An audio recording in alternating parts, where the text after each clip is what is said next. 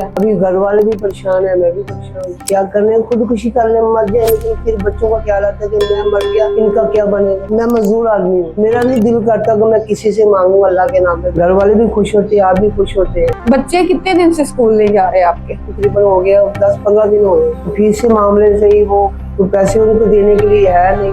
इधर मैं मजदूरी करने के लिए आता हूँ, काम नहीं मिलता। मजदूरी इधर आप मिस्त्री के पीछे मजदूरी करते हैं, ईंटें उठाने का जो होता है। तो ये काम ही नहीं मिलता, एक दिन मिलता है, 2 दिन मिलता नहीं है। घर का खर्चा रोजाना का है, ऐसा ही है। आमदन वो कभी कभार की है। अंकल मुझे बताएं कि बच्चे हैं आपके 3, जी कमाने वाले सिर्फ आप? मैं वाहिद।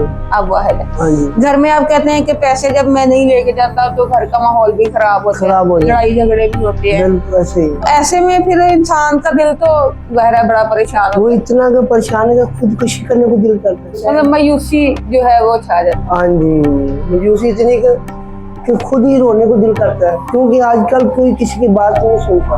अच्छा, फल की रेडी अगर आपको लगा देते हैं अंकल, अल्लाह खैर करेंगे। अल्लाह ताला ने रोजगार जिस जरिए से लिखा है, अल्लाह ताला उसका सबब जरूर बनाएगा। कि आपके बच्चों की फीस जो आप कह रहे हैं कि उनको 10-15 दिन हो गए हैं, बच्चे स्कूल नहीं गए, उसकी कोई कोशिश करते हैं? देखिए, मजदूर आदमी है आप, और मजदूर की तो वैसे ही अजमत को सलाम होना चाहिए। शऊर वेलफेयर फाउंडेशन एक रजिस्टर्ड इदारा पाकिस्तान भर में फलाही मंसूबों के जरिए इंसानियत की खिदमत कर रहा है।